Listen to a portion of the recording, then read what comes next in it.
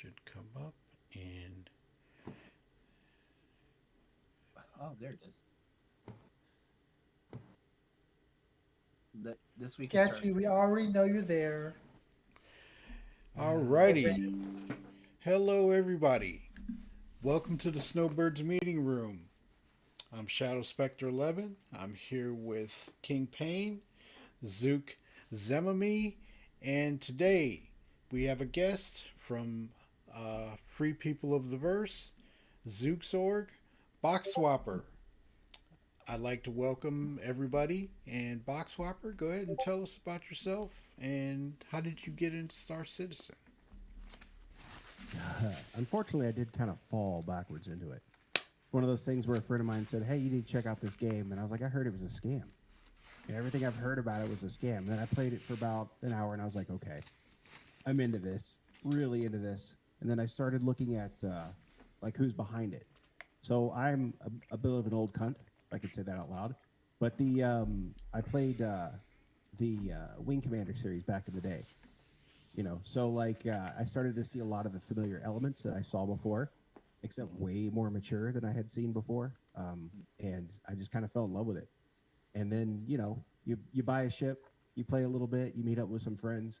And I advise anybody, if you're new to this game and you're listening to this, find a group of friends to play with.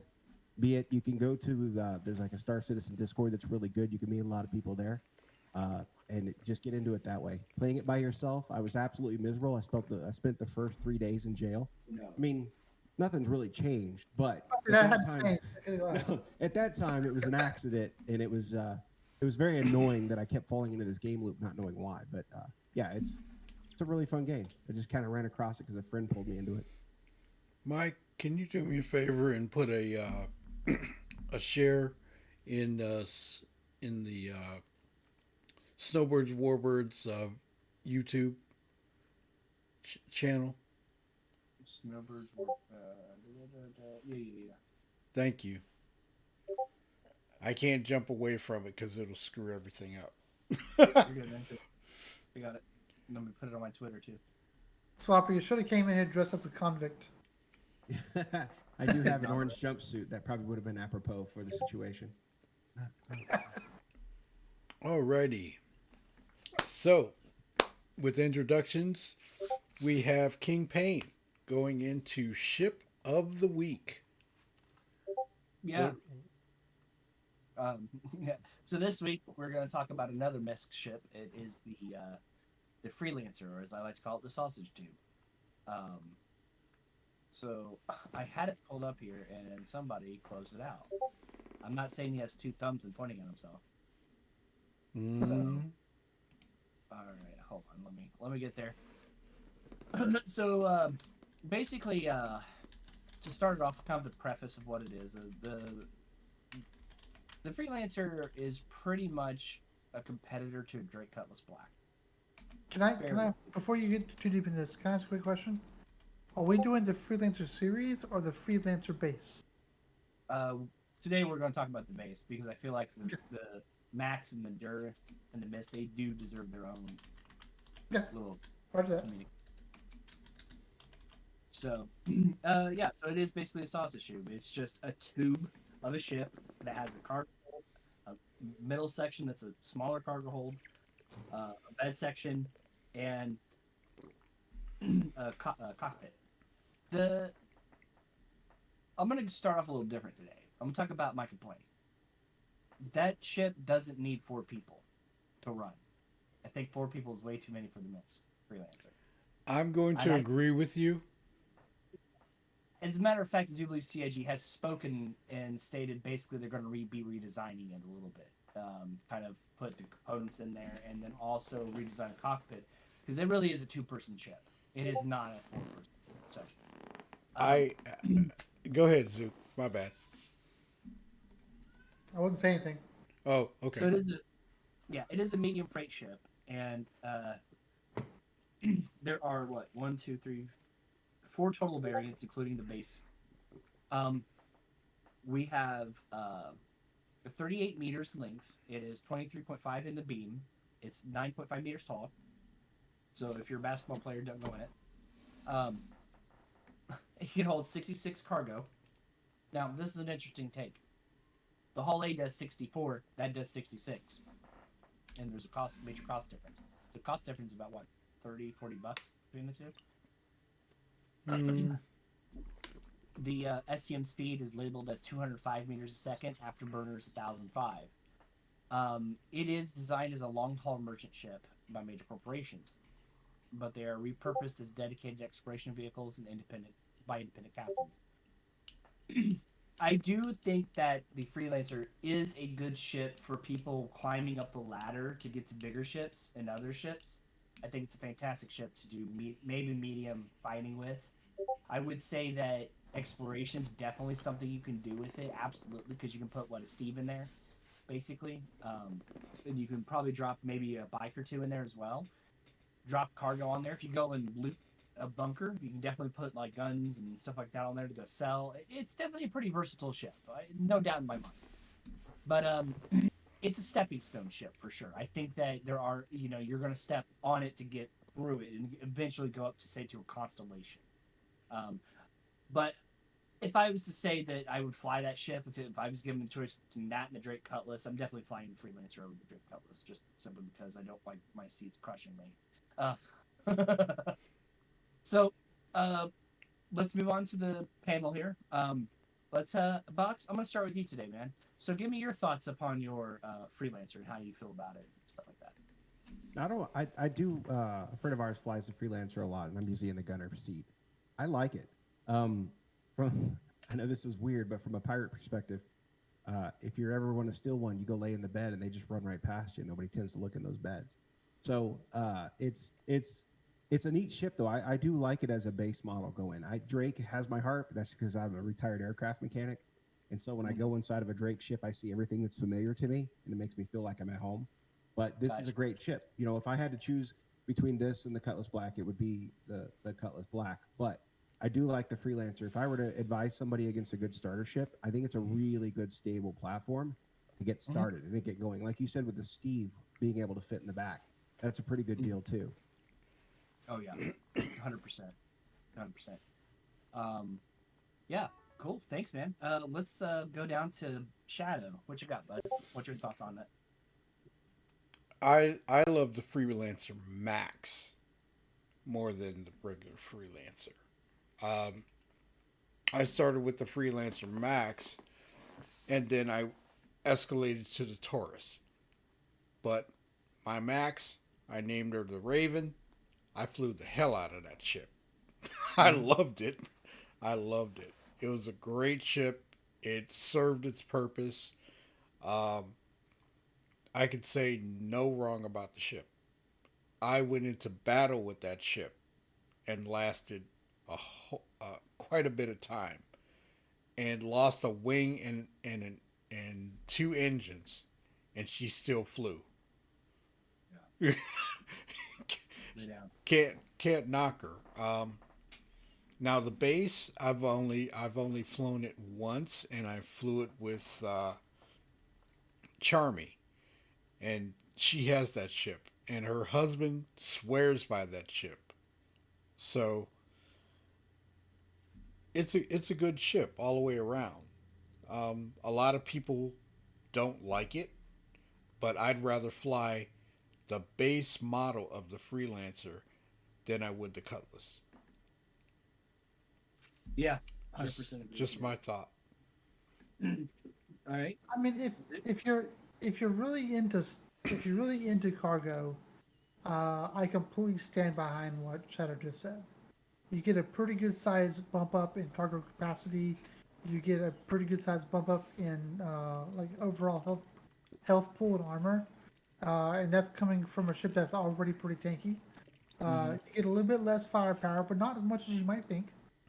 And what people really underestimate more often than not is the Freelancer is really efficient as far as fuel and running costs are Yes. concerned. Super. People really underestimate that. Whereas the Cutlass has a pretty good sized tank and it could spend a decent amount of money to keep those massive older Drake engines running, the Freelancer is much more efficient as far as those runs. So if you are doing those, run after run after run of cargo, and you're trying to go for mass cargo, right? you're better off with a freelancer every day of the week over the colorless. Now we did say last time the colorless was more of a you can do whatever you want to do and you can make it work. And this is one of those first examples of, but it's not the best in any particular field. The colorless is not the best in any particular field. The freelancer, and especially as we go on the freelancer series, is really the best small to mid-size cargo haulers. And I would even include that over the whole A, because while this only has 2 SCU more than the whole A, and it's a little bit more expensive, right? You get better shields, faster speeds, you get better armor, more health pool, better Armor. ability to take. Well, you get better- rolling stock too. You know, being able to roll vehicles onto it's a big deal too. 'Cause that Yeah, opens up exactly. that whole other gameplay. Yeah, the ability to have it enclosed in an atmospheric tube, right? It are in a lot of different situations. Like for example, if you're helping out with a salvaging mission, sometimes you need that cargo gravity field that just is blank and empty. This is one of the best early game cargo runners out there.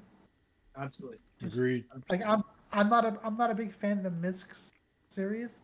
I'm not a big fan of the Freelancer series. As Swapper said, one of our good buddies, Ren, he loves this series and he loves this Freelancer. It's just not my style, but it is a good ship. Yeah, I mean, you cannot like it, but it also acknowledged Oh, what good it does. I don't like it. But I definitely respect it. Yeah, So it's like- I find this ship to be one of those that is a really good, solid, stable ship, but probably has a little bit of a taint to it because of the fact that it's an NPC ship in multiple of the missions. So you're going through multiple missions, blowing them up. You're like, oh, that thing's garbage. It's got to be garbage. I'm blowing it up all the time. Well, So then we don't know how also, much different. Yeah. also too, back in the day, from what I heard, you could clip into the ship, right, and steal it. I mean, I don't know. This is what I've heard. And there is one issue with the ship that a lot of people have. When you sit in the co-pilot seat, right? The pilot loses control of things. So that's another reason why I think that CIG is putting some effort into the ship now. And with the component, being able to take out the components and everything like that. What do you mean by losing control of things? You couldn't fly the ship. The pilot loses control of the ship if somebody's sitting in the co-pilot seat. I don't remember that. Okay. Oh yeah, that was annoying. Mike and I and Diabetes were in the Freelancer, and we were on our way to Abernacle to do something in the middle of the night in the dark. And then all of a sudden, my instruments went out, and I was like, "Whoa, what the hell?" And Mike had touched something, and that's how I lost control of the ship. So I hope they rectify that. But Rand, if you're watching, that wasn't my fault. I told you it wasn't my fault. But yeah, it was good. The ship was good. Just I had to throw that out there, man. I do know people who've spent a lot of time in it just because they could not justify going to something else right away and save money to get something much better. So, but yeah, that's the ship of the week, Miss Freelancer. We'll probably address. We're gonna address the Hawk deck. I think the Hawk is next, but it's either the Hawk or something else. I'll let you know next. All right. So anyway, that was ship of the week. Thank you, Mike. And the last week, we have seen some amazing things come about. 319 right now is a very top-notch patch. There are issues, of course. Okay? Yes. But I have to say, this has been a very, very, very stable patch. And we are in all backers in less than a week. Mm-hmm. It dropped wave 1 it went to wave 2 in like maybe a day. Yeah. And Saturday at 11:21 p.m., it went to all backers. And today they opened up the Invictus Hall so you can go in and check it out. And I've already done a stream on it today. I'm going to get back in later and check out some more. But Sweet. I'm impressed. Mm. And I did some mining over the weekend, dual stream. And dude, mining is tough now. It is not what it used to be. You got to prepare. I went to Aberdeen and I burnt out 3 rocks. The engines burn them out. The engine's burnt out. Yeah, I think we should address what the actual changes are. Yeah. So yeah. So, for those of the uninitiated or unaware, so CIG has upped the game in mining, basically. So, ship configurations and not just configurations, but the actual ships that you get will start to have a difference on what you're doing. For example, the mole now gets bonuses to instability control, making it better. And then in prospectors, you can't hit the same rock with multiple prospectors like you used to. Your instability gets worse when it comes to multiple prospectors. I thought this was an interesting change. At first, I was apprehensive about it, but then I realized why they're doing it. They want to be able to diversify the stuff that you're dealing with. And remember, we're only looking at a MISC small miner, and we're looking at an Argo medium miner. So there's more to come to this. You know, I'm pretty sure that the Argo small miner, whatever that's going to be, will have the same. It will have the same disadvantage as say the MISC prospector, and whatever MISC decides to do bigger will have the advantages equal to that of the Argo mole. So that's the big changes. I think that will also translate to larger ships like the Orion when you start, carving out entire asteroid belts full of stuff, that you're going to see wider sweeping changes. You're going to start seeing materials and stuff like that come along that will make a difference even more than what we already have when it comes to instability, when it comes to how much you get per rock and stuff like that. Because you got to remember, some materials are harder to create than others. In reality, hydrogen's the most common element in the entire universe. It's the number one element. It's everywhere. It's in this room. It's in me. It's in you. It's in everything. So finding that should be easy. But finding something like, I don't know, uranium might be much more difficult than finding hydrogen. So you got to remember that's coming down the pipeline too. So, sorry, Shadow, I didn't mean to. I just got excited. No, it's fine because tomorrow, some changes are going to be implemented in the PTU. Mm-hmm. So it's good. I mean, I'm going to say this. I took a prospector out on Aberdeen, okay? Just to see what it was like. And I did rock mining. I burnt the rock up where it would not run. It wouldn't do anything. So you're going to have to start looking for parts if you're going to do certain things on certain moons, especially Aberdeen. Okay? You need better coolers. You need something. Even the mining head. I went to Urkel today to check mining heads. I put a Lancet 2 mining head on a rock and it wouldn't power it with top grade stuff. So there's stuff going on and it's for the better. Okay. You have to be more prepared when you're going out to certain places. Now with the prospector, they need to work on the mouse wheel control. It's very touchy. It's very jerky.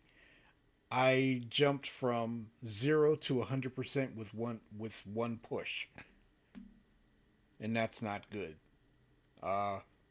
Then I had rocks where I could not break it on the display, it would say impossible, or it would say hard, or it would say easy, which is a good thing.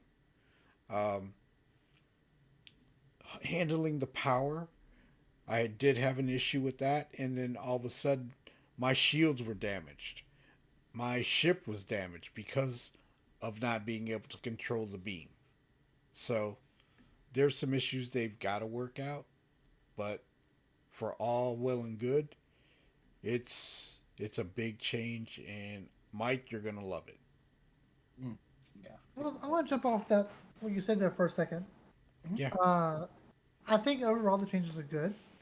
Uh, we we're gonna have to get used to these changes as a community.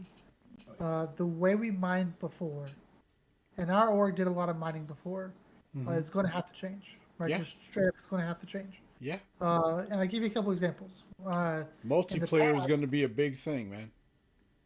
Yeah, and again, that doesn't mean now they made it changes where large orgs that get together for group mining will be very profitable, but they also made it where it's not unprofitable to do it by yourself. No, it's If not. you're a single player all by yourself, what they're doing is they're spawning these materials in clusters.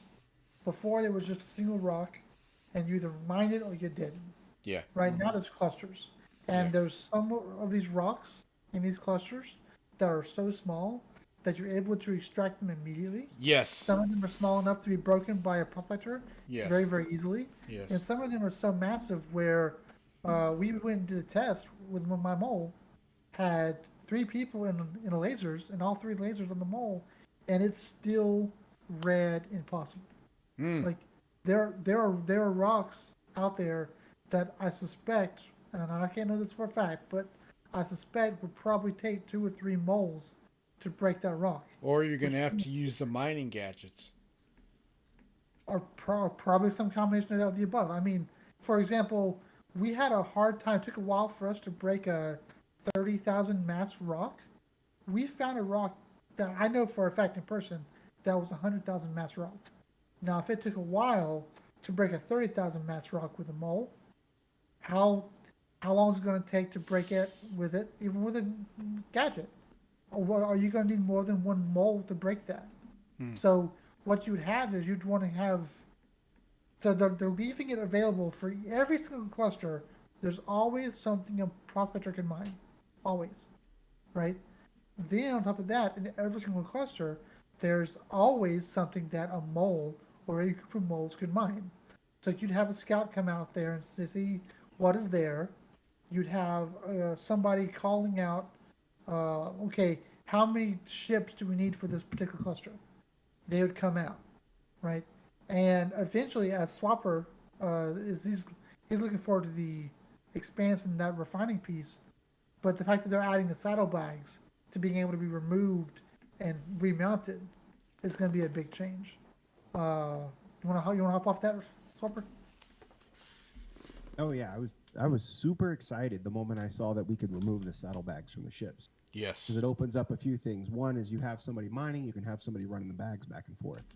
If that, like a step to that. And also because At the same time, you never stop mining. Yeah. And also at the same time, I had purchased an expanse, and that was one thing we all knew had to come in before you could even consider bringing in that ship, was being able to remove those bags so you can get them on board the expanse. So that made me super excited to be able to get into that. Also a little bit from the piracy perspective, being able to move those bags is going to be kind of fun too.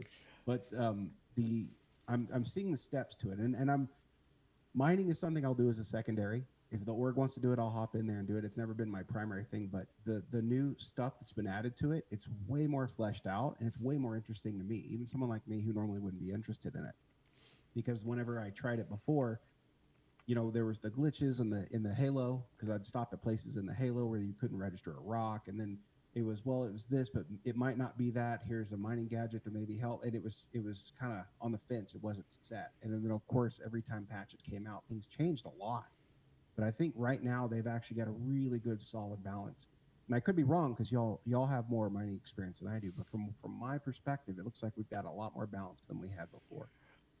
Well, the biggest thing for me, like that I like about this setup is fundamentally it heavily encourages mass mining over individual ship mining, and the teamwork that comes with it. And as Shadow said earlier, we have the ability to have different modules be good at different materials. So now you're literally got a situation where, in a lot of the gameplay, whether it's combat, whether it's trade, whatever it is, right? There's a benefit in the game for being prepared. There's a benefit for having a team together. There's a benefit in monetary compensation, in likelihood of you dying or not, or if things going according to plan or not, for people who are being prepared.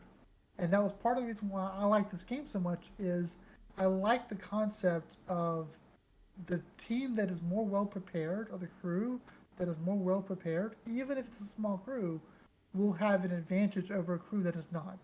And simply because you can be more well prepared in mining, it does feel like now, for the first time, a proper Star Citizen game loop on par with combat and trading. It fits now. Yeah, I agree with you on that, Zook. And Box, what you said about the bags.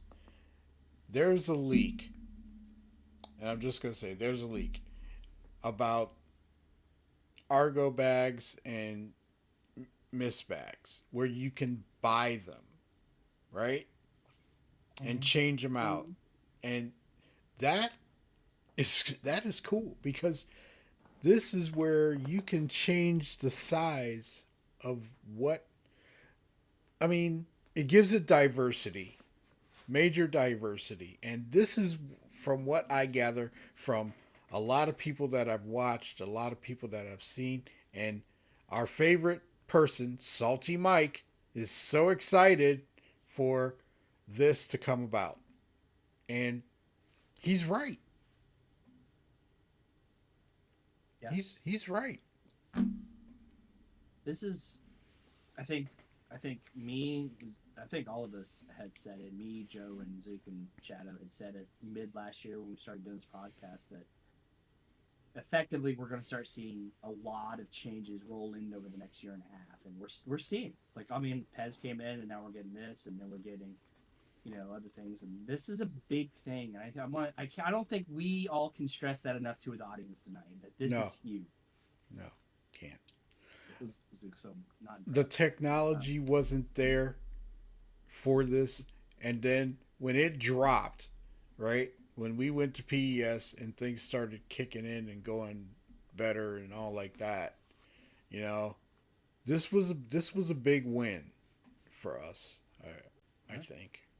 And I do want to step off of mining for a second to like bring some cautious optimism about 319. Okay. I will say this: the 319 patch is built off the 318 code base, which means all the bug fixes they've been doing for 318 comes in the 319 built in. Also, all the bugs that they have in 318. And whether we'd like to admit it or not, I wish CIG would be more upfront about this. A lot of the bugs that we're having to deal with 318 that's causing all the problems is essentially a back-end database issue, right?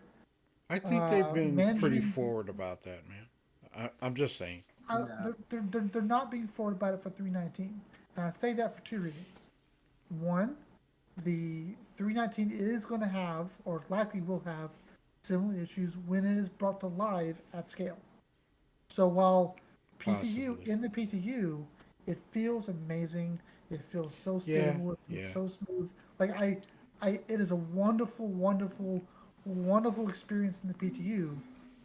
18.0 was a wonderful experience in the PTU. 18.1 was Yeah. a wonderful experience in the Yeah, PTU. yeah. And so was .2. And while it is passing through very quickly, like Shadow said, we still, like the big difference between, like in the past, the PTU was a very good barometer with how the live was going to be played. Today, until they finalize PES and get that smoothed out, on live, we don't know how it's going to be when it goes live. We just won't know. Well, there's one Especially thing. There's one thing I Hopefully do have to say. optimistic, Yeah, please. yeah. There's one thing I got to say. I hope, since they went to all backers, I hope they drop this week instead of next week. Agreed. Because this is, if you drop that and you want a free fly and you want this event, they better drop it this week or early next week to find out what's going on. That's a double-edged sword too, because you'll Yeah. drop it and the mass of the player base will start playing it, and you'll see a bunch of problems. But then you clip on a free fly event. Yeah. Well, now you're not prepared for. Well, Yeah. you're probably prepared, but unknowingly introducing a larger scale problem. And the hypothesis that I have right now is database related, but more or less engine also related. Calling that database and being able to handle the entities that exist inside of the stand system. You got two options. It's not about player count too, and I think that's a common theme I see threaded inside the Spectrum. It's not the player count; it's the amount of entities that exist in the star system, and there's so many entities that it doesn't matter if you reduce to like 20 players or not. You're still going to have a massive amount of entities that I think PEZ can't handle. Well, I was going to say one thing. I do notice that whenever we have a free fly event, like you have Invictus or whatever, how many ships are just kind of left everywhere? Yeah. Because people get all the ships they want and then they just leave them. Yeah. So this is going to be a very interesting test to see that. And I know this is a thing put on by it's done by the commercial aspect of Star Citizen, not the devs. So, they're trying to get new people in. And I'm really hoping that they take it with the severity that it needs to be taken with. These are going to be new players coming in. And there's going to be a lot of people leaving ships all over the place because you can get any ship you want at the rental terminal.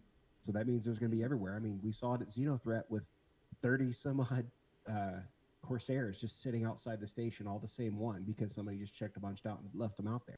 So it's going to be the same thing, but it's going to be new players and all this other stuff. So Well, I really want to see it. We'll see how this goes. The issue with the Corsair. Okay, you're at Michael 1. There was this nasty bug. If you spawned a ship, it would spawn outside, and people kept doing it, and that was a main issue. And I hope to God,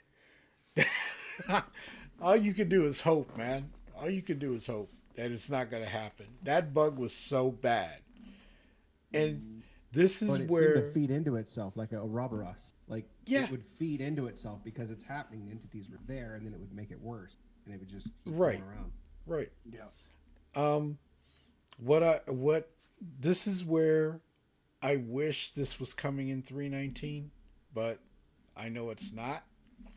Where you would be able to go out with an SRV and pull ships away from the station so they could be salvaged. And then I would love to see Munching come and eat the ship. Get it out. Get it out of there. I mean, we know it's not there yet, but it's coming. And they did talk about this in SCL, where they're working on it and they're trying to get it out, but we don't know when. And I don't mean to take this too far because I don't want to go too far off subject, but No, you're you're right, good. Shadow. Like taking something like that and making it a player interaction. So you have PEZ, all this stuff's going to be there. So you make it valuable to pick up stuff. I see exactly where you're going. I think that would be a terrific player loop, especially for new players. Like if they're going around and picking up stuff around the place and selling it at the shops, make a little money there. Or if they're moving ships into like either a disposable bay or crunch or whatever, and they make money doing it, I think that's a beautiful way to handle something like that. When you have too much PEZ, if you make it a player loop, I think that would be really cool. I That's hope actually it's kind of going brilliant. that way. Well, That's actually kind of brilliant too, because if you have like hey say Mike, Memorial, for example. sorry, they did mention this in the SCL, that they were talking about doing this, where we could actually use a ship and have players go around cleaning up this stuff. So it is there. Mhm. But go ahead. I'm sorry. I didn't mean. I just No, had to you're jump fine. in. You no, that's a good point to bring up. But that also leads into what I was about to say. Was literally when you're talking about munching and stuff like that, and like more like Area 18, it's nothing but a mass city of that planet, right? Well, kind of lead into this. Maybe I don't know how many people have seen the leaked vertical slice, but there was those Argo vehicles, like they were like little tiny one seaters that had like little grabbers on them. Basically, you could take one of those for new player. They could sign up a contract, fly out, grab it, fly it back, drop it in a hole, and like, oh, you get a 15,000 credits for this. Worker bees. Worker bees, yeah, exactly. So stuff like that. That's a great starting point that lets people get money immediately. Doesn't make them go find a box that doesn't spawn, and so Yeah. yeah, But that's good but points. but when 318 got to the point where it was getting somewhat stable, not saying that it was, but there was so many wrecked ships everywhere. And this is it's like you go to a bunker, there's so many wrecks right there that they're just sitting there. If you didn't have a mission to go there, you couldn't salvage the ship. So they would just sit there. I mean, yeah, we do want the immersion of that happening, but those could be utilized for AUEC. I think that's why, because they specifically said in the Star Citizen Live piece that they were making specifically uh, the whole crunching a priority. They were making Mm-hmm. the whole munching a priority. They're making that entire game loop. I think they realized that no, because they used the phrase required, needed, uh, for live kind of thing. They realized that the game loop, which you allow players to make money, going out and taking these wrecks, cleaning up Lorville, cleaning up New Babbage, cleaning up Area 18, cleaning up these space stations, like a reclaimer crew going around could spend an entire day right next to Lorville just printing money, right? Yeah. To cleaning up, and that would help protect the system. And Mm-hmm. then they introduce those salvage missions, where, again, I still hope the missions are temporary, and I think they did say they are. The salvage missions could be missions for ships that were left in mission areas. You know, you have a ship there, you're not in it, you didn't bed log on it, you logged off, and the ship's just there, or you claim it, boom, spawn a mission, right? And that salvage reclaimer now would have access to that area, like Shadow said. Like right now, you don't have access to that area. That mission would give you access to that area. Mm-hmm. Um, and then that opens up a whole world of possibility, and then we could go back to having more entities up there, because those more entities means more player interactions, more money to be made. But now it's just a waste of a horrific waste on a system Yeah. right now. And Yeah. uh, I get it. I just want people to be cautiously optimistic Oh, yeah. about 319 going live, especially being that it's a free fly. Well, Yeah. wasn't that 100%. one of their fixes for 319 was to have the older objects start to get eliminated over time? Didn't they lower that number, the amount of Optimize it. persistent objects? Yeah, Yeah, I thought Yeah. that was one of the things that they had added just Yeah. to. it was. It was. was. It was. I agree. I agree wholeheartedly. If it's something like trash, just get rid of it. It doesn't need to exist. Like we don't need that right now. We can just turn the dial down, let it delete itself in a matter of seconds. We don't need that right now. Ship persistence, yeah, we do need that. Gun persistence, yeah, we do need that. But like there's objects that doesn't need to persist right now. We know it works, so good, right? Like objects can persist as long as they wanted to. They basically just set a float value to it and just let it exist. I mean, I would be cautious to that, because it's really hard to know that from a developer's point of view. And as a developer, you should know this. I'm kidding. Because, for example, I was working with somebody over the weekend, and we were trying to look for on 319 PTU, and we was looking for that Genolite, Yeah. Genolite. Yeah. Genolite. Yeah. Genolite. I went there And too. we was going from cave to cave, and well, I had just gotten to a cave I marked it, basically, the guy that was coming in to search the cave after me was running low on food and water. So I literally took some food and water out, left it in the cave, and would have him come down and get it after I had already left and started looking for another cave.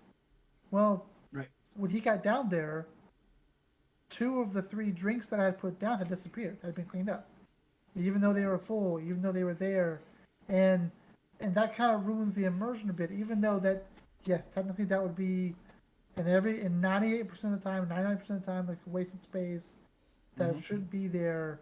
And like I said last time at the last podcast, like I hope this is temporary. Like Yeah, I get a need to do it now. I Mhm. hope it's temporary for now as well. It will absolutely be temporary because you can't have that persistence that you want if you're going to just take it away. So in my shoes, in my book, and the way I would deal with that is that there has to be a Boolean switch that basically, if used once, true, then you set the timer for it. If not, if used once, false, you don't set a cleanup timer for it until it's used. But that depends on the object. Like it really does depend on the object. Or you can create a state, or you can create like you can create a state. So in my example of Boolean true or false, in the true, that means it's been utilized. That means that somebody drank it, somebody ate it, whatever.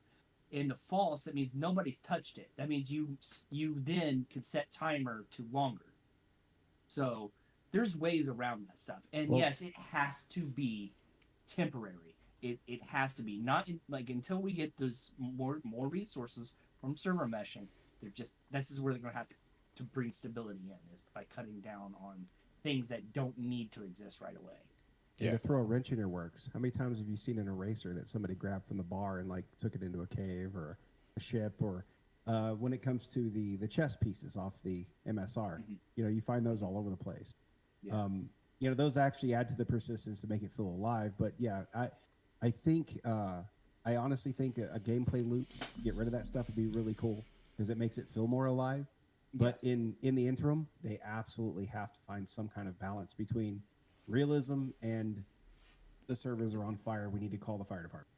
Right. Well, they'll have to do that in the long run, anyways. Like they're and I know I'm kind of being a stick in the mud with this a little, a bit, because even if they get some meshing, and even if it's dynamic, and even if you get down to a single room being a server, right? Even if it's down to that level, which would be I doubt they're going to be able to, but that would be amazing, right? If all 100 people in that one big room in the middle of the bar, Microtech, they all throw 10 drinks down, that's a 1,000 objects, right? If 100 people throw 10 drinks down, kind of thing, well, that's 1,000 objects instantly in a matter of minutes, right? So, can that server keep up? A single server may have a hard time keeping up with that. Yeah. Even in that small situation. So, there's always going to be some level in which the game manager says, this is too much. This item is probably the least important item that we think is the least important item. We're going to pluck it. Yeah. But it needs to be minimized to the point where we don't notice it 99% of the time. And I'm sure that's their goal. Yeah. But I feel like in 319 it's a bit harsh. And I'll give you another example. I was trying to do the Ghost Hollow mission, and we came down and we had blown up a ship that was landed, and we was picking up some stuff, and there was some players that we interacted with players, and we left the body. I took away the stuff, I threw it away, and we got into a situation where I needed that gear again later on, like 30 minutes later. We're still there. We hadn't left. I wanted to get it back up to that ship to get some stuff out of it that I knew was there that I didn't need earlier and I couldn't carry earlier, but now I can. I went back up there and the ship was gone. Like, it was just a perfectly working ship that nothing had happened to, that it hadn't been picked up. It was just gone. The landing gear was sitting there.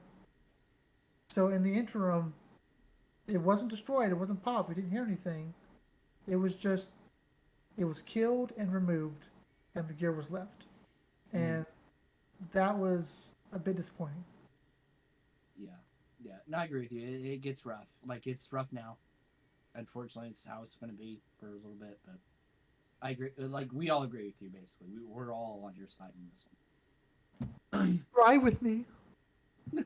Cry with me. um, so, all right. So, what's our next topic here? I think our next topic is Tractor master beams. modes. Tractor I mean, beams I and mean, master modes. I mean, we're It's still master talking mode. about. Yeah, never mind. Well, Well, you know what we could do? We could also what are roll we into going to say storm. about master modes? Yeah. Let's just go into it. All right. So let's Can take we? this moment. I would. As much as I do want to go with my master modes, I do want to save this conversation for Joe, if you don't mind. Okay, let's move on. No, What? let's do it because you've been No. wanting to talk about it. Put it out I there. have been. Okay, fine. Put it out there because I'll let you lead. until I Fine. have it in my I'm just hands, going to say it. I'm just going to say it too. Until it is in my hands, I don't want to talk about it. I want to be able to work with it before I say anything. So Okay. it's on Zook. Go ahead. All right, let me step up on my soapbox for a second here. No. So Is that Irish the Spring? the biggest thing that I'm excited about Master Modes about is how it's going to fundamentally change player interaction, NPC interactions, searching interactions, the world, the universe that we're in. Like for example, the ability to scan and look for objects that are really, really far out, like long range sensors, right? We'll be able to see something there, especially if it's a larger object, right? But we won't be able to tell what it is until we get a lot closer. And that's one, just for example. And then once we see it's out there, we won't have to travel in normal space just to go 5,000 kilometers without a marker. We'll be able to see something is ish there, and we'll be able to jump to that ish area, right? Mhm. We'll be able to jump without a marker. Like that changes a lot of things. If you're being attacked by a pirate scum like Boxwhopper, right? If we're being attacked by this guy and where I'm in trouble and I have to jump, I don't have to spool up to a particular location. I can just spool up to a random direction and jump. Now that also means it'll be a lot easier for the pirate to follow me. Because if I just do a random jump and drop out somewhere, he'll still be able to find me and then jump to me. So it'll turn what is now right now not a cat and mouse game, or it's really a situation of like either find him here and catch him, or you gotta find him there. There's no in between, right? You have to see him, you have to anticipate it, and you have to stop him as a pirate. Now it'll be I can kind of search the area, and if he tries to run, I can kind of chase, right? It truly becomes, in that situation with master modes, a cat and mouse situation where it doesn't matter if he's going normal speed, if he's going that middle ground, that boost speed, right? We get to lower your shields and lower your weapons, right? Or if it's going the simple range of quantum speeds, right? There really is no way you can fully escape somebody without some level of skill, right? And what's really interesting is I think they're anticipating that. With some level of skill, you can use these bounces back and forth to, say, maybe do like a zigzag pattern and constantly keep them on their feet until you get to someplace more safe, or until you get somebody there to help you out, right? So just to go ahead and line it up real quick, you're going to have essentially SEM speed. So what's going to happen roughly is your current SEM speed, the white bar and below, is going to be your normal travel. So that is going to be your maximum normal travel speed. Then anything above that normal travel speed, the red bar that we're used to, is going to be sort of like a partial quant speed. The quantum engine's turned on, and they give you that speed boost, but you're going to have to spool it up a little bit. You're going to have to lower your shields, which is a risk, and lower your weapons, which is a risk, and then jump. Now, even if you have a 350 moving at its maximum SEM speed of 340-ish, Yeah, SEM, something like that. Yeah, right? something like Even your fastest, I'm sorry, even your slowest ship can go with, quantum at least to 910. Even the Redeemer can go 910.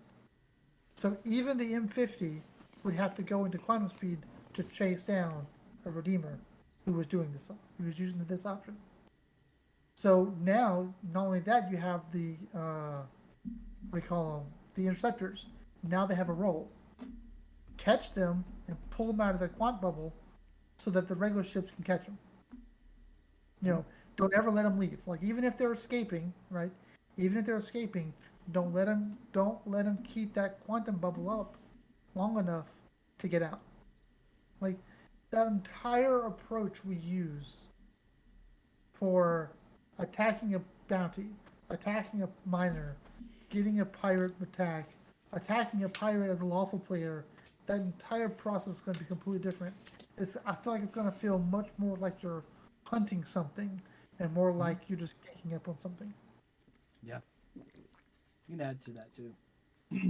So, like when you're talking about like gunships or anti-light fighter ships, or like a Hammerhead, for example, I think they illustrated this very well at SitCon when they talked about it.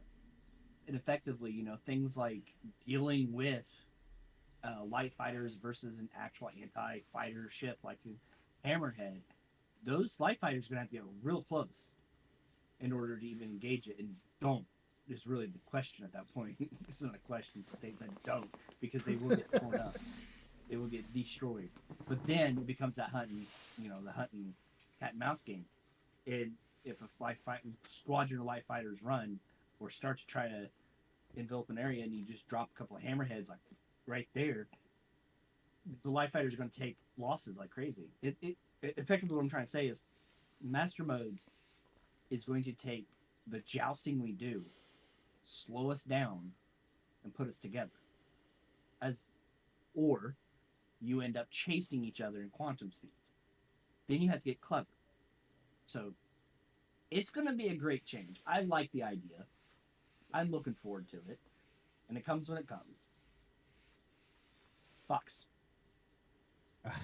Well, of course, me lad, I'm always looking forward for a good fight. So yeah, because I'm always doing the pirate stuff, and it really get annoyed sometimes when somebody does do a chase, and I'm not just popping people all the time. I'm usually asking for money, or I'll get rid of their shields and then hold them for ransom and stuff. And to me, this looks like a more of a situation where I'm going to have to fight. I'm actually going to have to hold my own, because there's not going to be people that are fleeing. They're actually either going to stand there and fight, or we're going to have to start getting clever, as you said.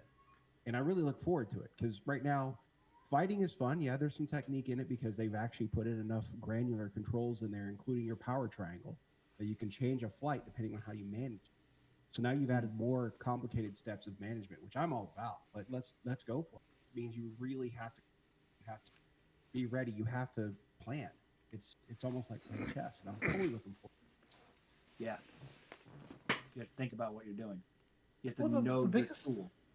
like, I want to jump on what Box said there is that, and especially on what Payne said, the ability for another ship to defend another ship, right? Like right now, if you've ever been an escort, or if you've ever been a defender, if you're a hammerhead, like we was doing a hammerhead, not hammerhead, a redeemer that was defending a trade ship, right? But it's another ship that had a lot of turrets, right? And it was defending a C2 that was doing a trade mission a while back, and you had light fighters that were hitting it so hard, and the C2 that would panic and would just run, right? Because it was going to hit so much, and it's so easy to, because again, the range of the weapons are 2 kilometers. How easy is it to get that C2 2 kilometers away from that Redeemer? If they miscommunicate and mismaneuver once, that's separation, and the C2's by itself. It's super easy to do. Or when you're flying in a wing and you're over jump town and you're sitting there saying, "Stay together, stick together, stay together." He's trying to pick us off. He's trying to pull us off one at a time, one at a time. And it's so easy to do. Like you get turned around and all of a sudden you're 6 kilometers away from your buddy, and he's beating up on your buddy. And it's like, well, I'll get there when I get there, right? And that won't be as much of a big deal anymore. There'll be a benefit to flying in a winged, and there'll be a benefit to flying with escorts, because now that light fighter, who would be probably very comfortable to go after that freelancer that we mentioned earlier, who is mostly defenseless when it comes to dealing with light fighters, uh, when it comes down to it getting an escort of, say, a Redeemer, or God forbid, if they want to splurge for it, a Hammerhead, right? That light fighter will look at that and say, I I can't even approach the target to kite the target to get the target away before I'm going to get blown up, if even Mhm. half the turrets are active. You know. So now there's going to be a legitimate benefit to Mhm. an escort, and I do want to point this out that the estimated release was I've heard rumors of Quanta that's coming to the game later this year. Mhm. Lines up pretty well with the whole sea coming out, Yeah. It's perfect for it. But which Oh would yeah. really but need the but escort. the thing is, for Quanta to be totally effective, we need another system. Mm, No, yes. Yes, you Yes and do. no. It's a Oh, yes and come no for on. me. To make the Yes. economy better, you need another system to even it out. You need to slow people down, and that's the point of a lot of the stuff going on. Well, I'm just We're saying. we're accumulating we're accumulating wealth in a large quantities. And how so many times have you accumulated multi-million credits between patches? A No. lot. so so, so before we get too deep into this topic, we did just change topic from Oh yeah, let's. master modes traveling system, and we're now talking about the Quanta, which is the sort of a background economic simulation, which we Well, hope is going to be coming it with the got whole series. thrown out there, but Oh well, yeah, still. no, it's a great topic jump. I have no problem with that. I just want to make sure Yeah. everyone's on the same Natural page. transition. Yeah, we gotta. Yeah, because CIG's definition of what is quanta and what is not quanta is like that can confuse people. So it Yeah. confused me for a while. So I wanted to specify that before you get too deep into your thing. Shadow. Yeah. Go ahead. Um. So, like for the audience, Quanta is the backend system that controls things of economies. So, lawful, lawlessness, pirates and then police and stuff like that, and then money for things. So, like if I and Hall C buy 4,096 SCUs of scrap, and then I go sell it at a Lagrange point for $1, well, like let's just say $1.96 an SCU, and I bought it for one. Well, that means that the rarity on the place I just bought it from just went up. That means it might start selling for $1.30, and the place I sold it to might not start buying it for $1.45. That's the point of Quanta. Is it creates this economy of dynamic, creates a Based dynamic on supply and demand. based on supply and demand.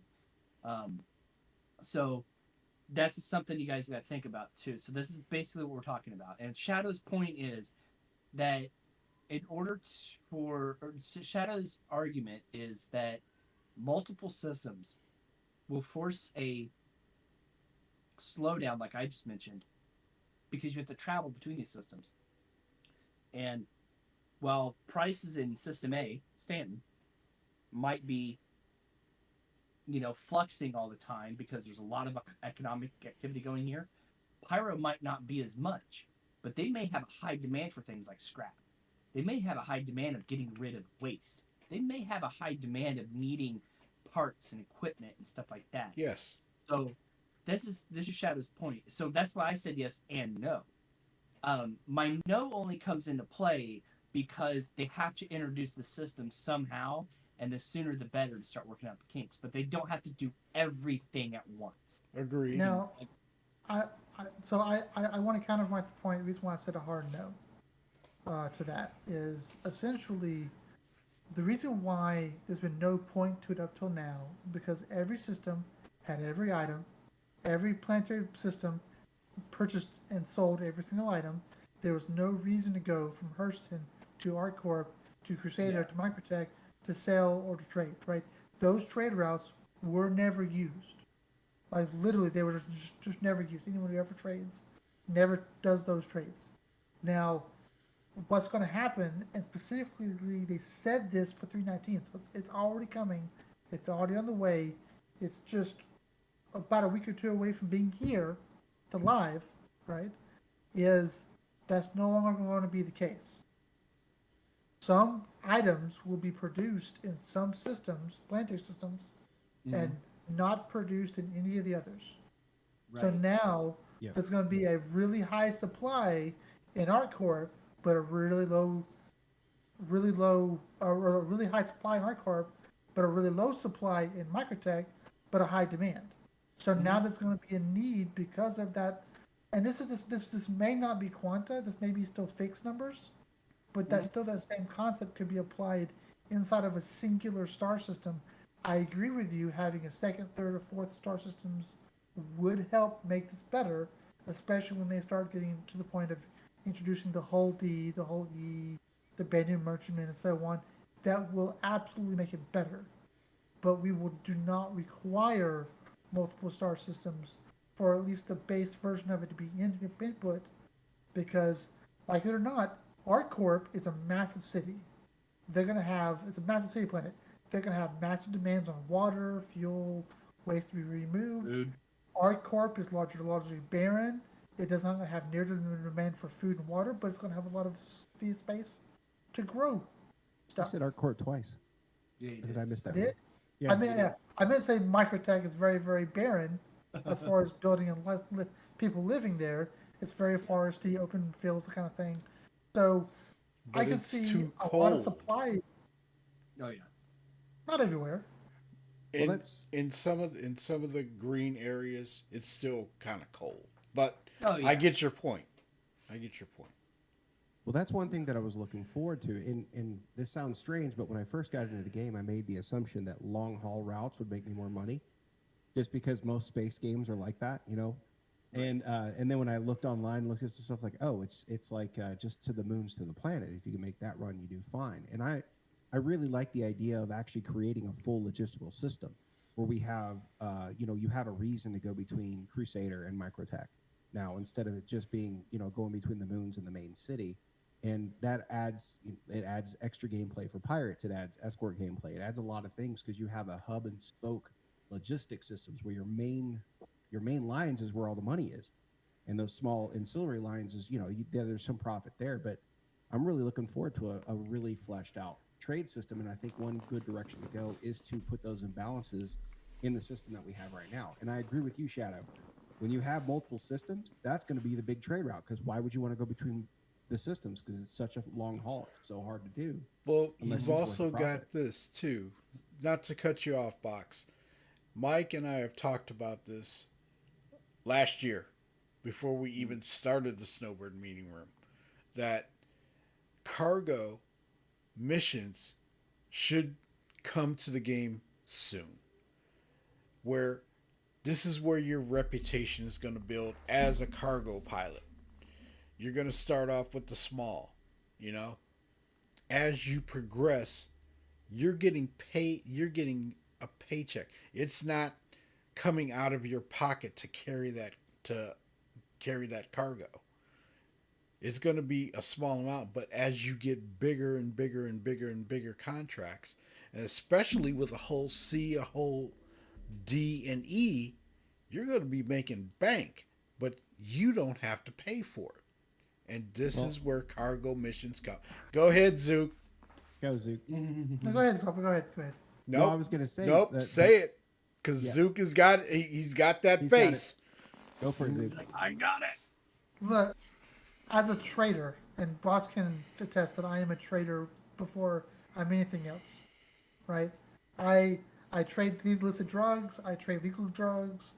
I trade legal cargo, titanium, across. I'm a big trading person, and one of the things that I've been wanting to do for a while, that especially with the cargo refactor, is I wanted to have, one crew member taking a cutter down to a terminal, buying it over here, and then flying it up to space, and then dropping it off at the Hull Sea or an MSR or some large cargo piece.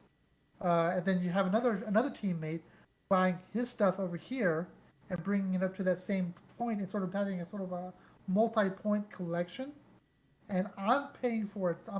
I'm paying for it all, and then we transport it across system. Now, personally, to jump off what you and there's a point, I promise. I'm not a fan of the cargo missions. It's really good for starter missions. It's really good to start off with a reputation, but what you got to understand is, yeah, you are gonna make some profit on those missions. You're gonna make way more profit if you put your money up front to buy the cargo, Well, of and course. that's what I'm interested in. Like if I Yeah. have the money to buy this, I will do the trades and do this cargo into my other smaller amounts to build up the money to go that route. I don't want to go an entire trade run and Okay. have someone else get a profit from it. Okay. But it's just like you said, starter. That's it. Okay? It's going to escalate, okay? As you move up, but you need that reputation to go through this in different areas. You're Yeah. going to need I, that reputation, Zook, just like you say. Reputation is a massive thing. yeah. And I So, look forward to the reputation stuff too, like y'all are. It makes your actions stick. well, So it's you So have to stick with your decisions. I mean, I'm not a big reputation thing player at this point in time because there could be that wipe. I'm not totally into it. If it lasts longer than 6 months, then I'm good to go. But yeah. My we got to have the chance to build it. And once they stop wiping so much, I'll do more with it. You know? That's why you get them a bidet. Yeah. why could I not build a reputation by being a well-known trader Because in the area? well, that's where they need to put a reputation in for trading. So They I really see this. do. Yeah, I see this in two ways. So way A is that you can look at, obviously trading is trucking at the end of the day. And I Yes. know there's one audience member who's going to understand this. Um, one one is sorry, the audience just made me laugh. Ranish. One Go way on, Raymond. is you are hired by a company to do routes. In real life, there's trucking companies. That's what they do. They hire you and pay you per mile. Right. Then there's owner operators, which is what Zook likes to do. He likes to be an owner operator. He likes to put Right. his own money down to do that. Right. And what I see that could be good enough on its own. But I would like way B, the way I think about the second way of doing it. I like the idea of that as you trade, you get reputation and get better pricing. Yes. You get an adjustment because you can make better deals. You have a good reputation. Yeah. Um, Alternatively, as you that would be if you're doing your own operator thing. The Right. other way of rep in my mind is as you do missions, you're looked at more as a more important person, so you get better bonuses and income for every trip you do. I don't think you should restrict either way of do. I think both should exist. Yes. Both are reasonable ways, and I don't think anybody was going to disagree. No. But I'm just telling the audience. Yeah. I wasn't saying that the cargo missions are the only way to go. Right. I did. If I put that out there, I'm sorry because No, the I only want to thing do was both. thinking- I want to do both because I'm a cargo pilot. You know. So Go ahead. the only, Fox. the only, I'm sorry, I'm stepping all over you. Yeah. All right. So the one thing that I was thinking about when you mentioned that was because we have red winds, so we kind of go in that direction, but it's not really that in depth. But what risk is it to you? So say a pirate pulls you over to the side and you're on that mission, and it's not a high risk for you. So it's kind of like juicy because you have nothing to lose except for, well, now I got to go run the route again so I can try it again. And I'm wondering, engaging wise, what would that do for a player? But that's part of it. Yeah. Yeah. I mean, truckers in real life can get hijacked, but it's not coming out of their pocket. Gotcha. So it goes, I mean, that's the way it is. But just Have you like heard? we're saying, if you decide to go freelance, right? You're still going to get the reputation, but you're going to get more profit, but you're putting your money out there. I just want that to be explained. So, hang on, hang on. I That's want, where. Oh, I'm sorry, man. I'm hang on. sorry. I want to jump off that statement because I agree with the reputation piece, but I think the difference should be who you get the reputation with. And I'll give Yes. you an example. Let's say let's say the Free People versus the trucking company, and we're hiring out pilots, right? If you are working as a, if you're being hired out, if I'm hiring Shadow to move cargo for me. I'm buying the cargo. Paying the insurance for the cargo. I'm paying him to move the cargo, but I get to make a little bit of profit on the other end without having to do the work. His reputation he's building should be really with me, not with the overall market, or not with local factions. Well, Because when he gets to the because you're other end, hiring me. exactly. Because on the other end, when I'm the one that benefits from the reputation with the general factions, your reputation, when delivered successfully, benefits to me, the mission giver, right? But only me, the mission giver. Whereas if I'm buying the cargo myself and I'm successfully deliver it myself, my reputation would be either the lawful factions over there or the local security group over there, whatever that is, right?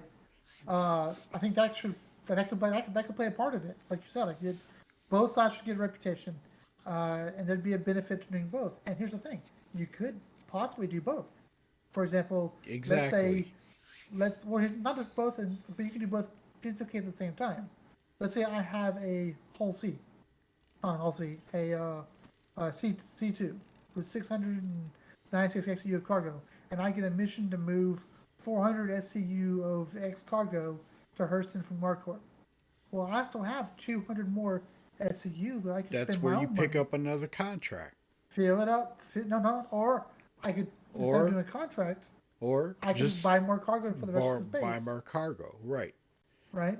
And sort of I make a little bit mean, of money on the what side. you just said is what I did when I first started the game. I took box missions, right? And then I bought a little bit of cargo to fill up the ship and then go. And that's Yep. the best way to start. You get your reputation, but yeah, you're making your self contract money, your money that you spent, you get that back when you sell. Mm-hmm. So I get it. I get it.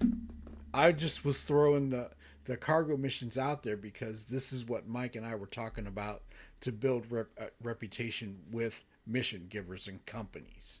That's what that was for. Yeah, right on. I think this is a. I look forward to the trading stuff. I think all of us do. Yeah, 100% of. I was also And going to mention. Swappers like, you mean I can loot their cargo too? No. Well, I mean, if the rep system is in place, if I'm knocking over people that are not losing anything when I take their cargo and they hand it over pretty quick because they're like, it's not worth it. I'm going to build that bad rep with that trade org. So it works both ways. I really think it would be a good system. I think it would be a really fun system to play out. You have to really be tactical and make your decision, even when who you're trading with and if there's an opposing faction or whatever. Okay. Yeah. Insurance, by the way. This is where they could expand insurance and include insurance coverage on cargo. Yes. On your own stuff. Like, Yes. If we're owner operator, Yeah. it's a no brainer in my head, man. Yeah. Yeah. Yeah. Okay. Anybody got anything else on this topic before we move to tractor beams? I do want to jump just a quick mention on with the cargo piece. They're working on the cargo elevators, and specifically, they talked about a external or space side cargo elevator.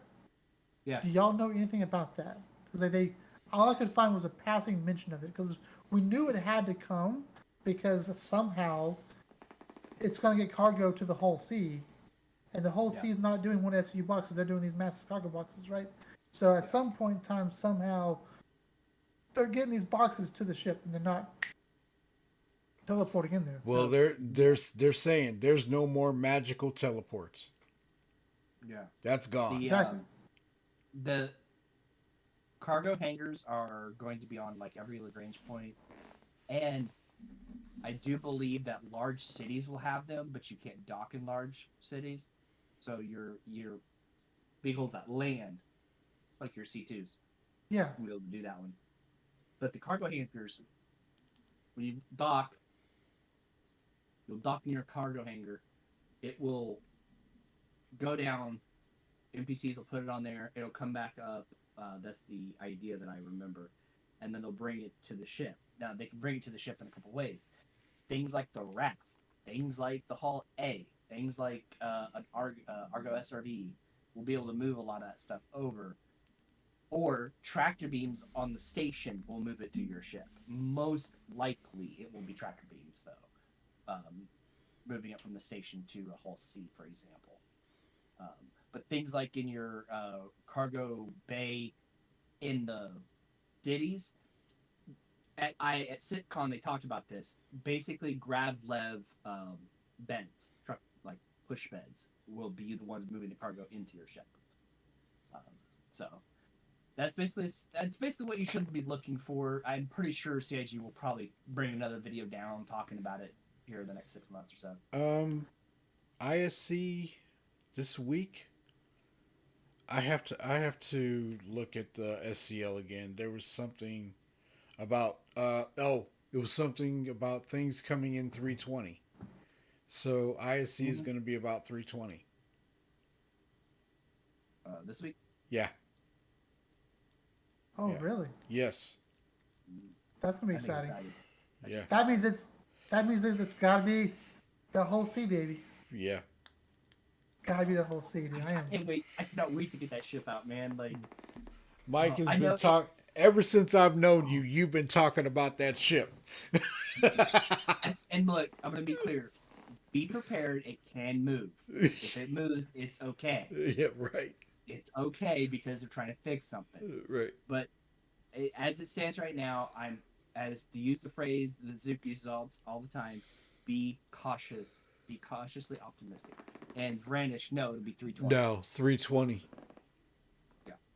I wonder if So, the cargo needs to be port locked like everything else on the ship. It will. It will should. be. Yeah. It probably, yes. In 319, the cargo is port locked. Gotcha. I'm excited. I know. The Pointer Sisters. You want you. Okay. Alrighty. I knew somebody was going to get that. So, yeah, I got it. Next subject. Tractor beams. They while I was watching ISC or SEO live, I threw in a question because there was no mention of this, and I think it should have been stated when they were talking about the SRV. Will the SRV hold a ship if it jumps to quantum? That was you that asked that. Yes, I did. Okay. I did. And somebody said yes. And it was a moderator from CIG. And he said, yes, it will hold a ship in quantum. That thing's got to be powerful. Go ahead. Seriously, that line, you're absolutely right, and I love that line. Thank you for bringing it up. It just reminded me. That's part of the reason why I think Master Modes is coming sooner rather than later, because it makes more sense that if you're trying to escape, and your method of escaping is essentially creating a quantum field, if a tractor beam is sitting there holding you, you'll never be able to get that quantum field built. You'll never get that bubble created for it to be done, right? So essentially, because again, by looking at 320, while it's this less tentative, it's underneath the whole C, it's all tasks required for the implementation of the MISC Hull C cargo vessel. Now, those tasks are cargo elevators. That task is tractor beams, right? Probably the station tractor beams, like painted earlier, and the Hull C does not travel in one SCU containers.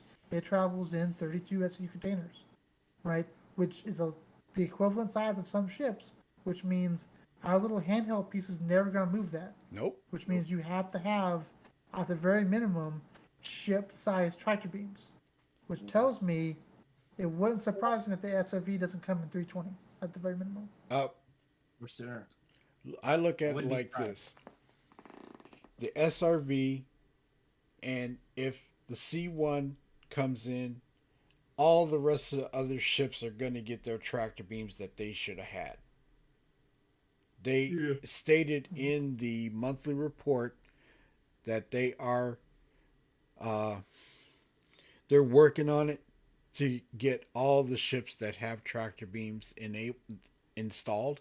They're going to be enabled. Shadow, you're getting my hopes up. You're making me real happy here. I got a few ships that I'm on standby.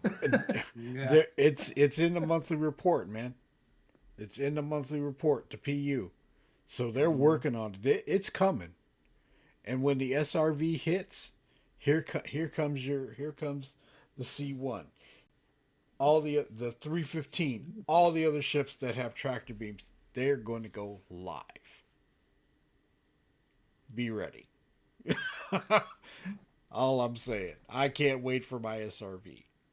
That's it. And what's really interesting, a lot of people really underestimate, is in these changes is the amount. Again, I lean on game theory a lot, like how we go about doing something. How do we actually trade? How do we load cargo? How do we prepare the cargo? How do we collect the cargo? Right?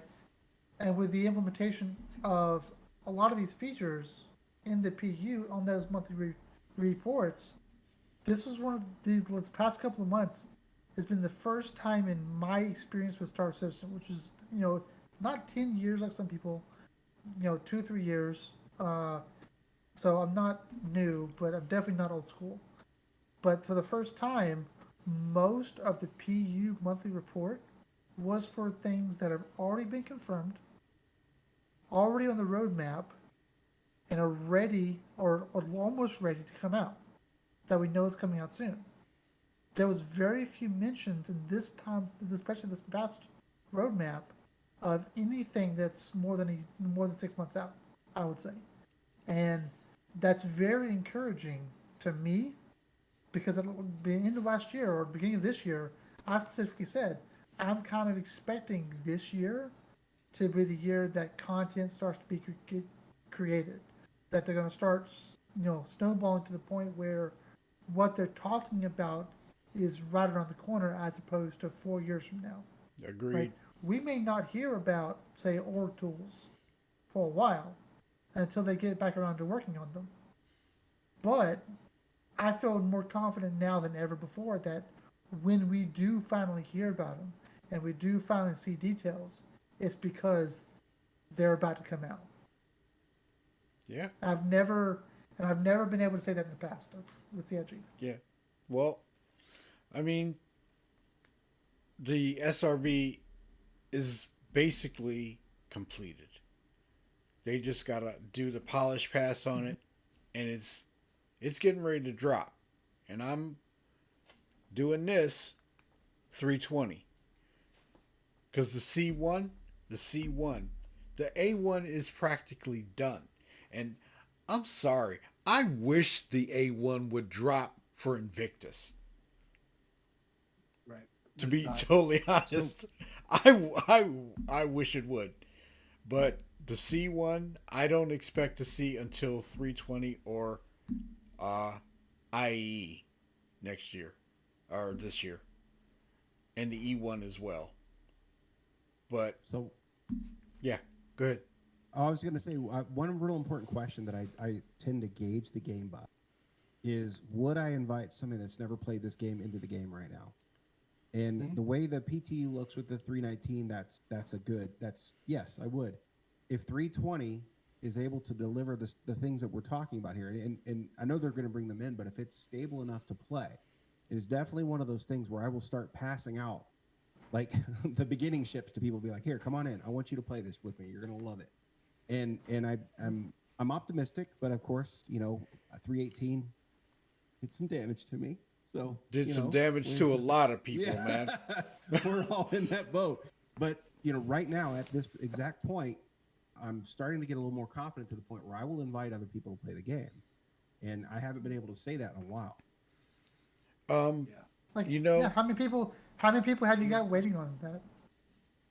I mean, Like, I got 3 people that I'm waiting to invite, but I just, at this point in time, until I see the stability of 19 going into 20, I would wait until 320 to bring people in. I'm Personally, the reason why I say that, Mike, is because until we see this free fly, I oh, don't know.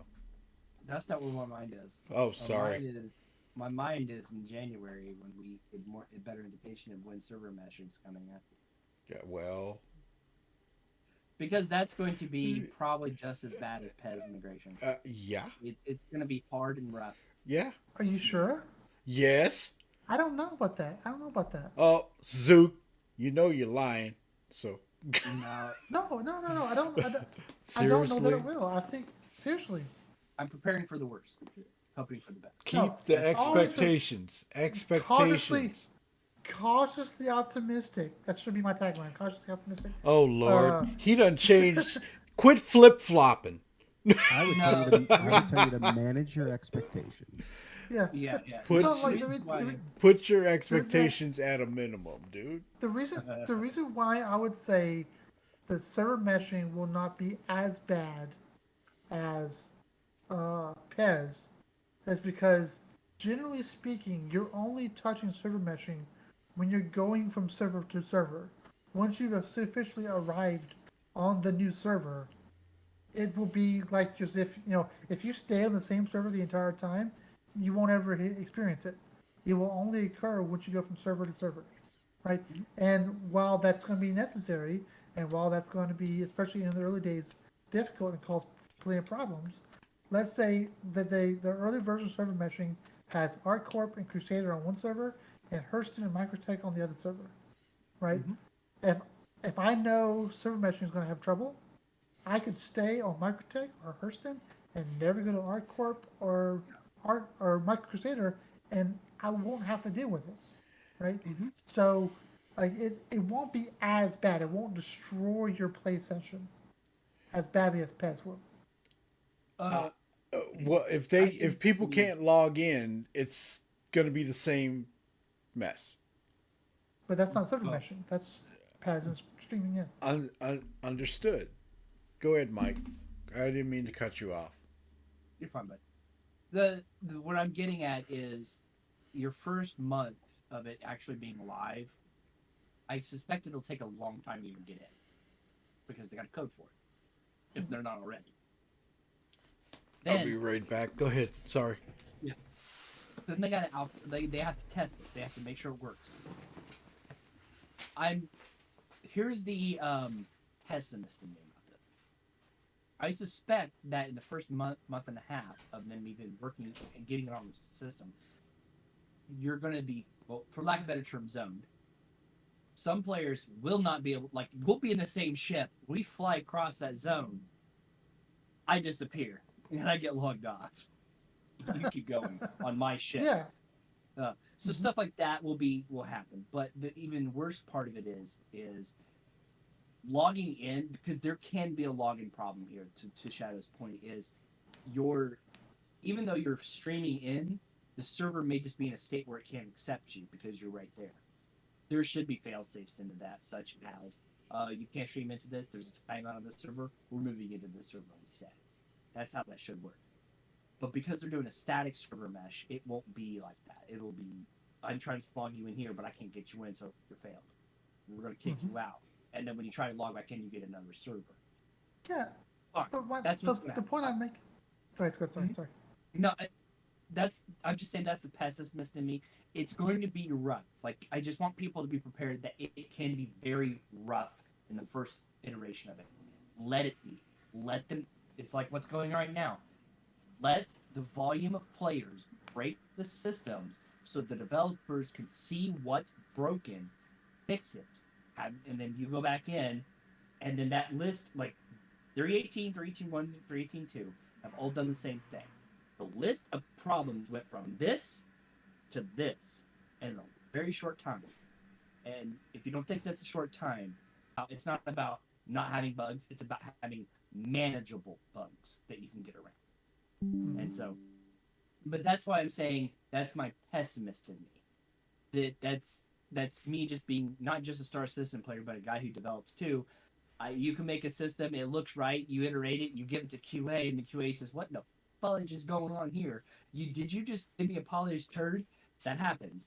So, but then you get into the players, and things happen. Like bad things just break. Like just expect it. Really, all I'm saying. Yeah, like Now, my there's optimist. gonna be issues for sure. I completely agree with you. Sorry. Especially when you cross that border. I think you're right. I think it'll be, hey guys, we're going to Hammerhead. We're going to go to Crusader. Or we're going to go to see the IAE event. We're going to go all together, and all of a sudden, half the crew or all the crew just goes zoop out of existence when you cross that border, right? Uh-oh. Right. That's going to happen. That's going to happen. But So- at the same time, while that is happening, that for the people that are already on that server, let's say again, especially the early version with the static meshing, where Microtech and Hurston is on one server, as long as you don't leave Microtech or Hurston, Yeah. and right, you will essentially not interact with server meshing, Mm-hmm. right? So it won't be as big or as harsh of a break to the everyday casual player who spends most of their time in one star in one planetary system, right? Yeah. Larger orgs are the ones that bump around. A lot of players that play solo, they tend to stick in one planetary system in a play session. So, like, and another thing I keep in mind is right now is whenever we killed an Idris and we were salvaging the Idris over the weekend, us creating boxes, us salvaging the ship, us dealing with those objects both in front of us and behind us, right? Constantly messing with things was likely affecting the entirety of the server, right? Yeah. Whereas somebody hopping from one server to another server, generally speaking, doesn't affect the day-to-day interactions with that server. Yeah, I want to add a little bit more to this to expand. So, effectively, static server meshing is going to give you a dedicated area where the servers will handle those areas. So, with dynamic server meshing isn't just being able to swap servers on the fly. Like if you leave an area or you come back and you're in a different server, like dynamic server meshing also includes density and microservices architecture scaling at the same time. Not only will you have to deal with, like, say your example, you're scraping ninjas, right? That produces a lot of stuff. Well, let's say it's one core right now on the server, handling everything. Okay, the scaling will have to occur. Like, oh, well, this section right here has 14,000 times the amount of entities that I had 20 minutes ago. Let's put more CPU processing, like put more CPUs here and more RAM here and more cache here to be able to handle that right now. And then in 5-10 minutes after that, the dispersion, oh, it doesn't need it much anymore. Let's lessen the load and move that somewhere else. I know this works because I do, like, part of my job does this for a living. It's called the AWS architecture, microservices architecture.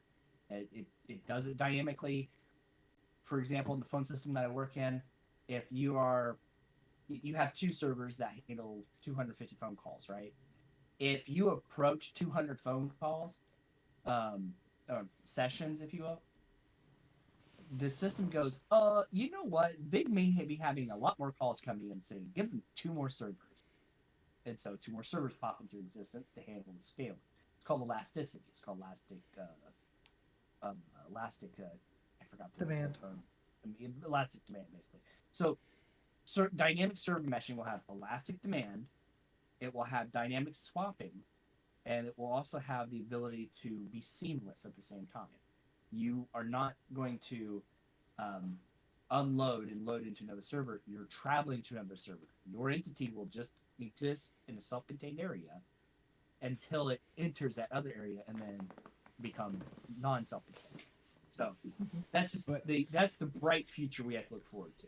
Right, So, pain, but you also know where the failure point is on those when it comes to persistence. Like that's the hardest part to maintain on that because I deal with Yes, it as sir. well. And so that persistence is probably where that's going to suffer. I mean, we're just spitting in the wind here, but if you're looking at that type of elasticity, I think the major fail points will be that persistence. I agree. Because you have to deal with. Not only are you moving your character, right? You're moving the object you're in. You're moving the everything from A to B, so it has to effectively unload. Well, not really unload, but I don't know how else to put it. Okay, you have to unload from A to B. Hey, Swapper, can you go into that a little bit more? Like I understand it, but for the listeners, why is the failure point persistence? That's a good question. That's not well. Okay, so I can explain it from the Kubernetes point of view because that's normally what I deal with.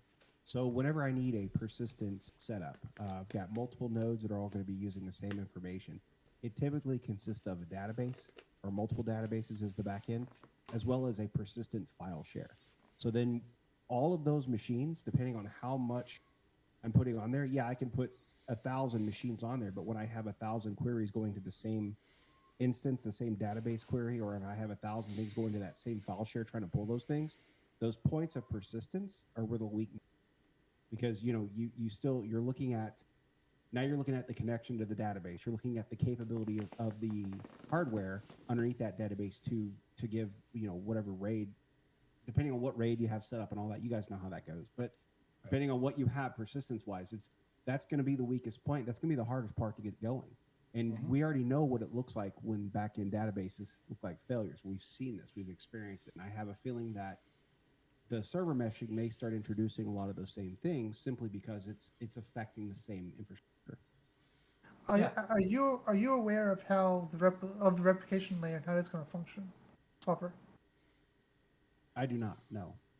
Okay, so high level explanation, because you're right. I think you're absolutely right. That's where the failure comes in, and that's where they've also created to go along with PES, replication layer, right? Right now the server is handling the replication layer and the server at the same time, so that's part of the problem. But essentially, what's happening is let's say we have a Stanton system and we're spinning up a server. That server gets created, and not only do they get Stanton created, you get the clean Stanton from the master file share created here. It duplicates over here, and then all the changes that occur on that server, it doesn't occur back to the master. It occurs here at the replication layer. Eventually, with that server meshing, the replication layer is going to be its own database server, and not just the server that you're functioning on. It's going to be separate. Very similar to Kubernetes, with a checked out document. That's I'm reserving the document over here, right? And essentially, that's why the changes occur. Changes don't become finalized until you say stow a ship or you log out or bedlog a ship, whatever, and where that's no longer part of that version, that verse, that instance, that shard. It's now part of the overall piece. So it says, okay, I'm done editing this piece, and then sends it back to the main persistent file share, right? As a permanent database entry. And that's sort of why I'm like, I don't think it would be that big of a deal, because while yes, those concerns are valid, and those especially from a technical standpoint, multiple shards will stress databases harder than anything else, because each shard has its own replication layer database. Okay. That it's going to talk one-to-one with. It's going to be a lot less of an impact on the back end. Okay. If anybody's got any questions in the audience, please feel free to ask. But somebody said, Rodney Perry says the mining changes are booty. Mining was fine. I'm getting dropped. Okay. I'm going to have to do a reboot after this. But anyway, the main thing we were talking about is what is going to come in 319, and is it going to be stable? Is it going to be good? Are the features flushed out enough for tier 0? And at this point in time, I can say they're good. The new player experience needs a whole lot of work, but it's good for what it is to start with. I've seen some things in it where it needs to be really revamped. Um, Box, have you, right? You can go back into it and restart it. So you have to log out and redo it again. Um, then there's one thing that was mainly missing from it. It says the first purchase you make, you go to Cubby Blast, right? It doesn't tell you what to buy, but you start out without a helmet.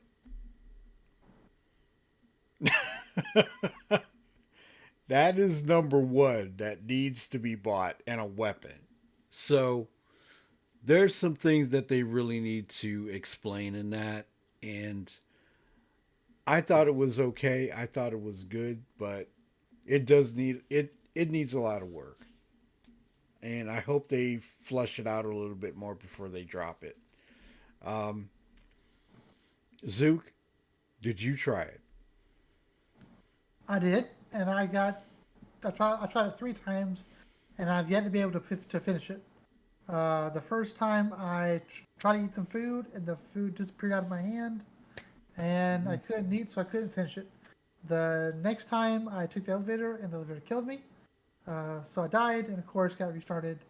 And then I got sent to the hospital instead of my bed, and thus I couldn't finish it. Yeah, because you couldn't go back into the half. Yeah. And then karma finally caught up with me, and I was flying my Pisces up to Bikini Point, and a player killed me. Jesus.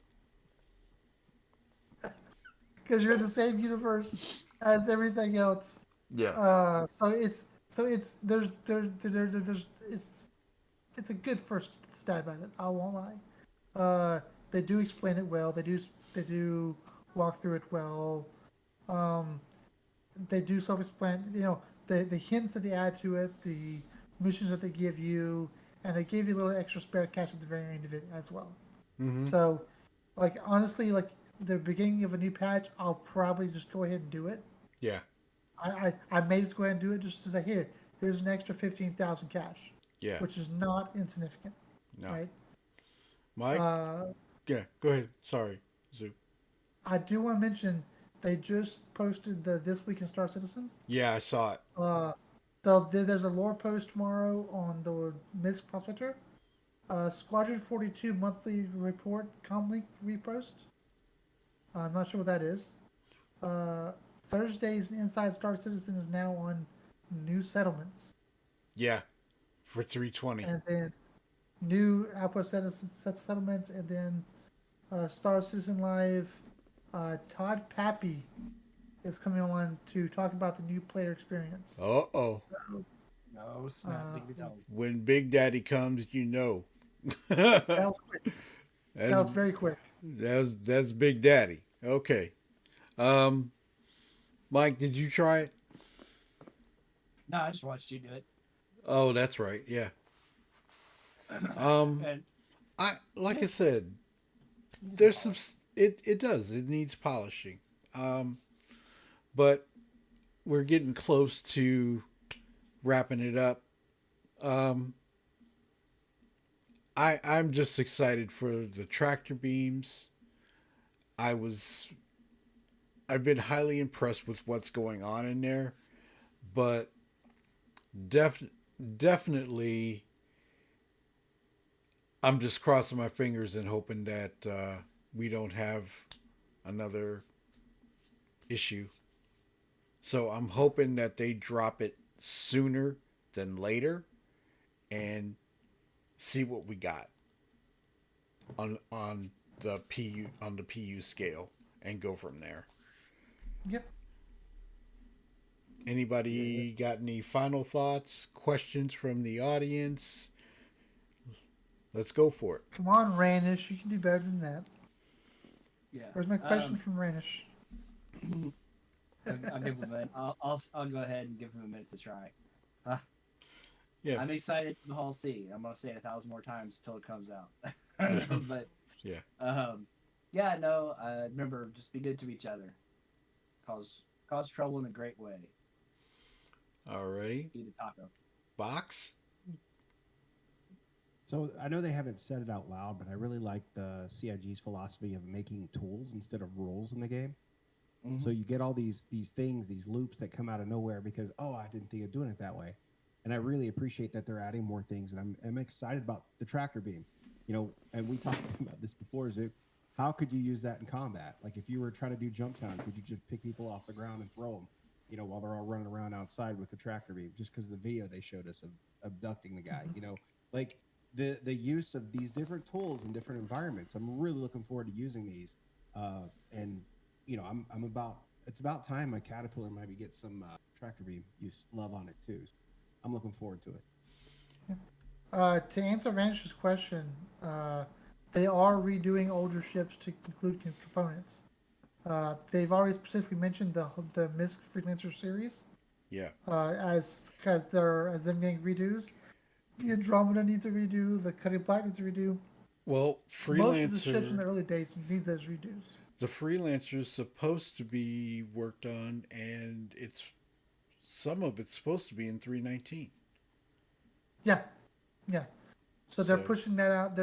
They now with the components coming out, especially with that being in there, they've now looped back around and said, okay, we need to fix some of the old ships, bring them up to at least gold standard Mm-hmm. going forward. Yeah. So that's really good news. Final Your final thoughts? thoughts, Shadow? Your final thoughts. My final thoughts? They kept mentioning it, and they haven't given any details about it. I really wish they would, because I want to plan it. They've really given more details about how we're going to be able to give our cargo that I maybe personally have bought or personally own to someone else, and they'd be able to sell it as Yeah. not stolen property. Yeah. And I don't know. And they said they're going to use something with the party system to do it Yeah. as a temporary measure, hinting that they're already planning on and building likely some kind of an organizational structure. Well, that was in the SCO.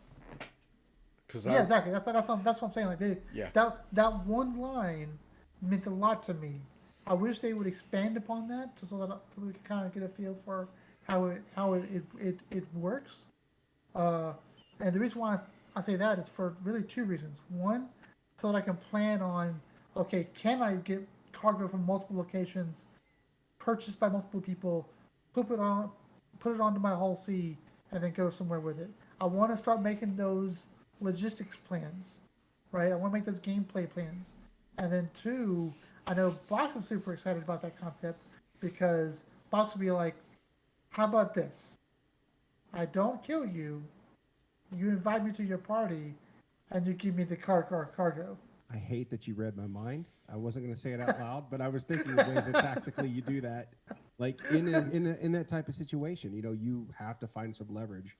But I was thinking about that too. Like that's another tool, another way to leverage it. It'll be fun. Like I can take a cargo and take an 80% cut, or you can not die, keep 20% of your cargo, and I can trade it wherever I want to trade it at. We're glad you enjoyed Vanish. With my final thoughts on the situation, I'm just very pleased with the results that have been shown coming into 319. Lorville is a dream. It's beautiful. The clouds on ArcCorp, that's just amazing. It makes ArcCorp totally different from what it was. The changes in the mining, they're good. but you got to get used to them. And tractor beams are able to be used as a collector with the mining tool for gems, so you don't have to pick them up with your hand. That's cool. Dude, that blew my mind whenever y'all showed me that. That was so cool. I couldn't believe that. Tractor beams being able are able to be used in hangars. That's the only green zone place you can use a tractor beam. Just all these little things that they've been throwing in there that really nobody said anything about. We had to discover them, and that's the beauty of it. That's the beauty of Star Citizen. It's trial and error and exploration, and you know, you make it what it is. And we as the community, yeah, we may be salty at times and things like that, but you know what? At the end of the day, you still play the game. So keep your expectations at a minimum. All we can do is cross our fingers and hope that everything's gonna drop sweet with 319. I'm just hoping. But anybody else got anything? The crustacean menstruation stations, really, Mike? Wow. Okay. I didn't expect you to read that. Alrighty. But anyway, is that everybody good? The audience, are they good? Are you guys all cool? Yeah. No, I still want my Aurora. Oh. Boat. God damn it. Get out. So Fine, I'll get it out. Oh man, Zook, why you got to be like that? Alrighty. Yeah. Everybody say thank you, Box, for joining us. Yeah. And thanks, Alpha Flat of the week. And then you guys are always welcome back. You and Alpha are always Yeah. welcome back to hang out and join us. Yep. Cause trouble, okay? Yep. So, everybody Appreciate it. take Thanks for having care. It was a pleasure meeting you, Box. Yeah, it's been blast. This is Shadow Spectre 11 with Zook Zemami, King Pain, and Box Whopper. We're calling it on this stream of the Snowbirds meeting room, and I hope you all enjoyed it. Everybody take care.